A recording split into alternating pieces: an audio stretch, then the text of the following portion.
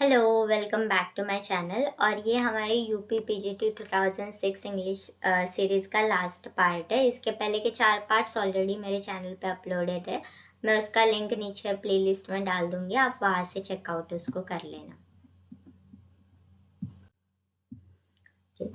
तो word disparity का क्या मतलब होता है? डिस्पैरिटी का मतलब होता है इनइक्वालिटी। इनइक्वालिटी मतलब जब दोनों चीजों को समान दर्जा दिया जाता है तो उसको डिस्पैरिटी भी बोलते हैं। जैसे आपने डिस्पैरिटी इन इनकम सुना होगा। तो मतलब जब दो लोगों की इनकम जब साथ नहीं समान नहीं होती, और खासकर डिस्पैरिटी उस कॉन्टेक्स्ट में यूज किया जाता है जब बहुत डिफरेंस होता है। मतलब कोई 1 लाख अगर सामने वाला इंसान सपोज कमा रहे हो और आप सिर्फ 10,000 ही कमा रहे हो या 1,000 रुपए ही कमा रहे हो, तो वो क्या हो जाएगा? वो इनकम डिस्पैरिटी हो जाएगा कि बहुत ज्यादा इनइक्वालिटी है उसमें। क्रॉनिकल प्लेस कब पॉपुलर हुए थे? तो क्रॉनिकल प्लेस अब पॉपुलर हुए थे 16 सेंचुरी में। और इसमें क्या होता था, एक हिस्टोरिकल फिगर के बारे में प्लेस लिखे जाते थे। जो जैसे आप शेक्सपियर के भी देखो, उसका हेनरी 4 है, हेनरी 5 है, वो रिचर्ड 2 के बारे में लिख रहा है, रिचर्ड 3 के बारे में लिख रहा है। तो ये सारी हिस्टोरिकल फिगर्स के बारे में जब कोई प्ले लिखे जाते हैं उनके लाइफ को डिटेल करते हुए, तो वो सब किस में आते हैं? क्रॉनिकल प्लेस में। लिरिकल बैलेट्स कब पब्लिश हुआ था? लिरिकल बैलेट्स पब्लिश हुआ था 1798 में। और preface to lyrical ballad publish हुआ था 1800 में। लॉन्ग पोयम एंटाइटल एंडीमियन किसने लिखा है? एंडीमियन लिखा है कीट्स ने, और ये एक एलिजी है। रॉबर्ट ब्राउनिंग किसके लिए फेमस थे? रॉबर्ट ब्राउनिंग फेमस थे उनके ड्रामेटिक मोनोलॉग्स के लिए। ड्रामेटिक मोनोलॉग्स मतलब वो होता है जब एक ही कैरेक्टर उसमें बात करता रहता है पूरे पोयम में, तो वो होता है ड्रामेटिक मोनोलॉग। मैंने पोएट्री के फॉर्म्स पे भी एक वीडियो बना दिया है, मैं उसका भी लिंक नीचे डिस्क्रिप्शन में डाल दूंगी, आप उसको भी वहां से देख सकते हो।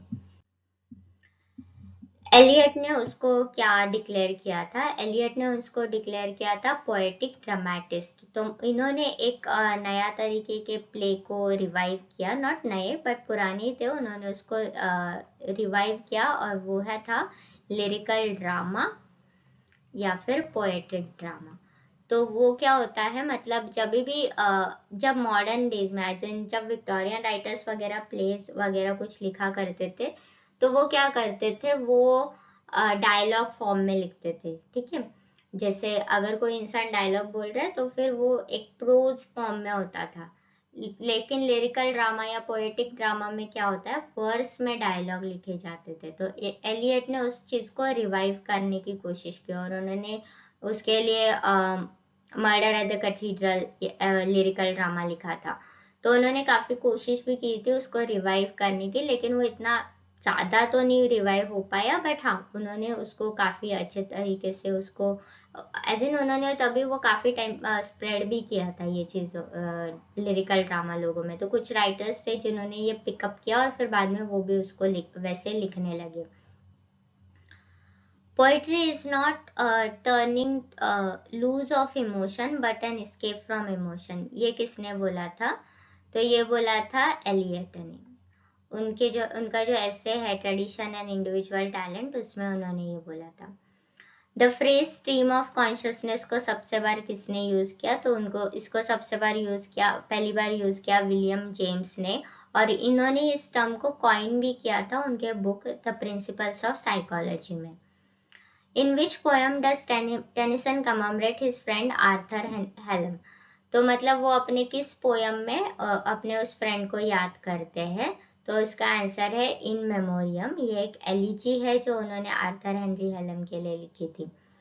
इन which poem has Wordsworth describe different moods of nature? तो कौन सी पोयम में वर्ड्सवर्थ नेचर के भी अलग अलग मूड्स होते हैं उसकी बात करते हैं? तो वो है lines written above Tintern Abbey, इसमें वो बात करते हैं।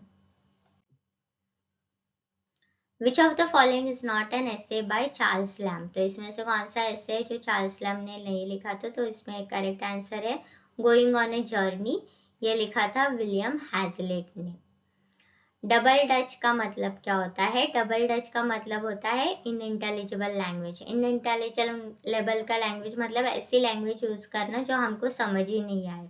तो उसका मतलब तो तभी उसके लिए यूज किया जाता है डबल डच। जैसे आप उसको भी बोल सकते हो, जब छोटे बच्चे बात करते देखो तो समझ में नहीं आता, तो वो हमारे लिए क्या हो गया, वो डबल डच हो गया।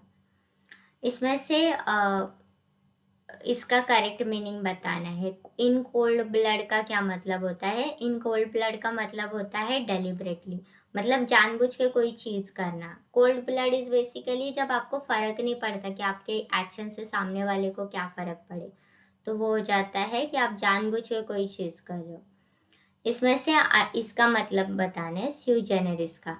Every verdict that he give was sui generis. Sui generis का मतलब होता है यूनिक। यूनिक मतलब एकदम अनोखा या फिर एकदम ऐसा हटके कोई चीज होती है ना, तो दैट इज स्यू जेनेरिस। इसमें that which stage for long time, तो कोई कौन सी ऐसी चीज है जो बहुत टाइम तक रहती है, तो वो उसका मतलब है इटर्नल, मतलब वो कभी खत्म नहीं होता, तो वो बहुत टाइम तक रहता है।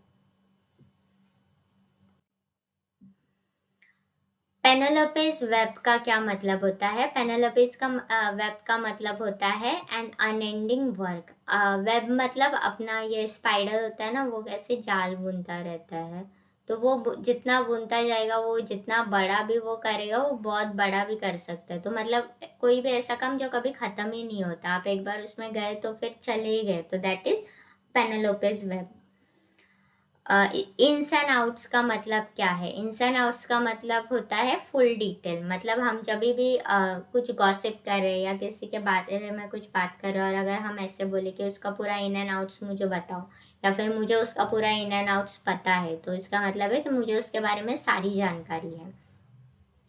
जेन्युइन का एंटोनिम बताने, मतलब इसका ऑपोजिट मीनिंग वाला बताना है। तो जेन्युइन मतलब होता है सच, या फिर हमको जो सारी असलियत में जो सारी चीजें होती है वो। तो स्प्यूरियस उसका एंटोनिम हो जाएगा। स्प्यूरियस का मतलब हो जाता है फेक।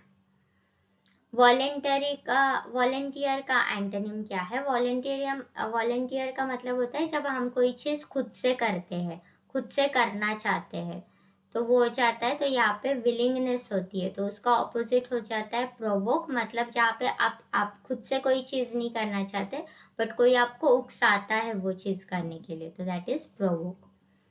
एजाइल का मतलब क्या होता है? एंटोनिम बताना है। एजाइल का मतलब होता है फास्ट, या फिर एकदम ऐसे जल्दी जल्दी कुछ बहुत कोई काम करता है, और फिर उसका ऑपोजिट क्या हो जाएगा? स्लो।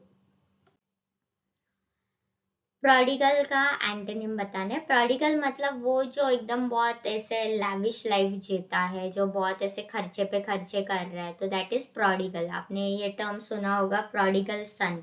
प्रोडिगल सन का मतलब बेसिकली वो होता है जो बहुत एकदम एक्स्ट्रावेगेंट लाइफ जी रहा है, अपने बाप का पैसा है तो वो उड़ा रहा है, तो उसका ऑपोजिट हो जाएगा फ्रूगल। फ्रूगल मतलब वो होता है जो कंजूस होता है।